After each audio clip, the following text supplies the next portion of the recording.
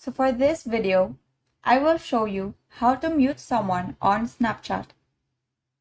So now go ahead and launch the Snapchat application.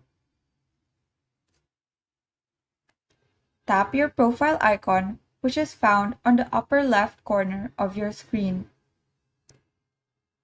which will direct you to your page. Now scroll down and tap the My Friends option. So in here, you will find all of the accounts that you are friends with. So now press and hold the account that you want to mute, and this prompt will appear on your screen. Now select Chat Settings, and from here you will find the message notifications. Now tap the slider beside it so that this feature will be disabled.